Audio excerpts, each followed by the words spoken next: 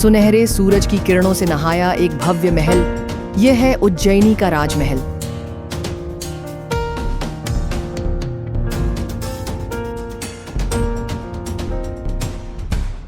जहां न्याय और वीरता का शासन है। ऊंची सोने की मीनारें, विशाल द्वार और संगमरमर की नक्काशीदार दीवारें इस महल की गरिमा को दर्शाती हैं। राजमहल के भीतर एक विशाल दरबार, ऊंचे संगमरमर के खंभे, झूमर से जगमगाती छत और महाकाव्य चित्रों से सजी दीवारें। यहीं बैठते हैं महान सम्राट विक्रमादित्य, एक ऐसा राजा जो अपनी बुद्धिमत्ता, वीरता और न्यायप्रियता के लिए प्रसिद्ध है।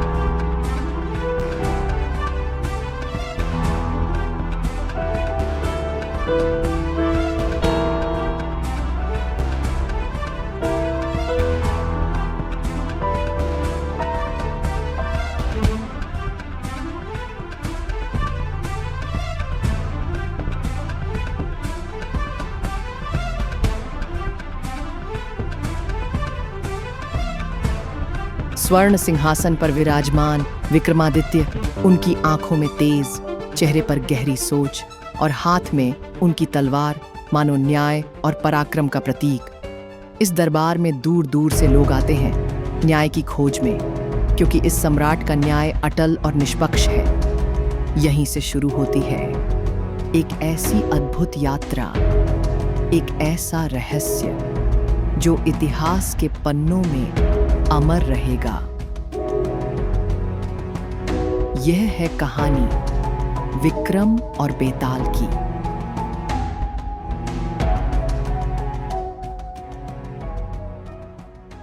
यह उज्जैनी का भव्य दरबार है, जहां न्याय, वीरता और धर्म का वास है। राजा विक्रमादित्य अपने सिंहासन पर विराजमान हैं, गंभीर, शांत और समर्पित अपनी प्रजा के कल्याण में। पर आज एक अजनबी आगमन की आहट है, जो इस शांत वातावरण को हमेशा के लिए बदल देगा।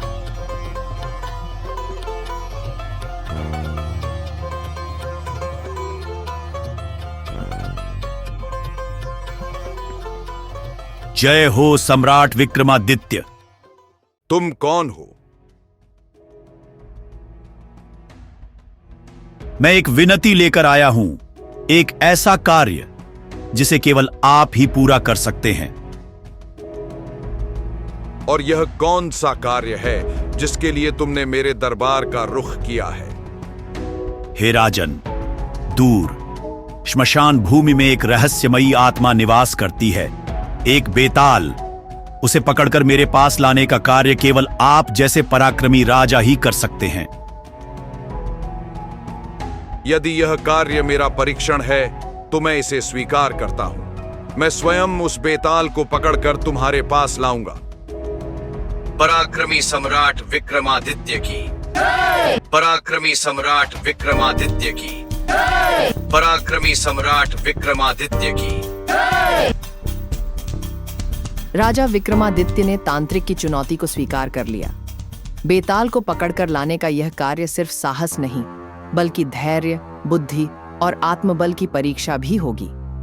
अब शुरू होगी एक ऐसी यात्रा जहां हर कदम पर एक कहानी होगी, हर कहानी में एक रहस्य, और हर उत्तर में छिपा होगा बेताल का छल। क्या विक्रमादित्य इस परीक्षा में सफल हो पाएंगे, या बेताल की कहानियां ही उनका मार्ग बदल देंगी?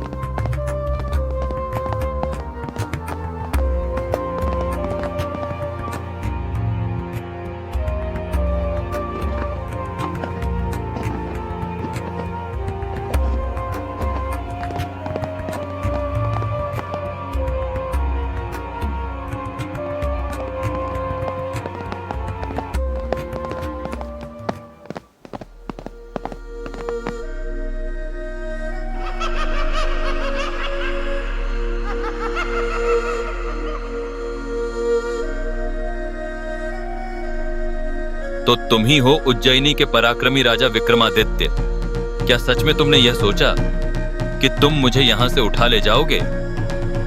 हाँ, मैं ही विक्रमादित्य हूं, और मैं तब तक हार नहीं मानूंगा जब तक तुझे पकड़कर उस तांत्रिक के पास नहीं पहुंचा देता।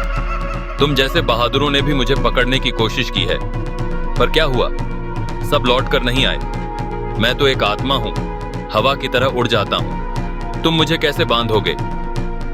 तेरा छल, तेरी कहानियां, तेरे खेल सब जानता हूं मैं, पर मेरा वचन है तुझे हर बार कंधे पर उठाकर ले जाऊंगा। चाहे तू 100 बार भाग, मैं 100 बार लौटूंगा।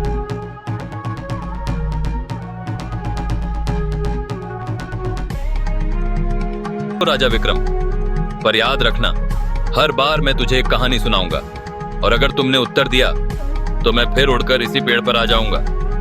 ठीक है, मैं तुझसे कहानियां सुनूंगा पर उत्तर नहीं दूंगा, क्योंकि मेरा लक्ष्य तुझ तक पहुंचना नहीं, बल्कि तुझे अपने साथ ले जाना है।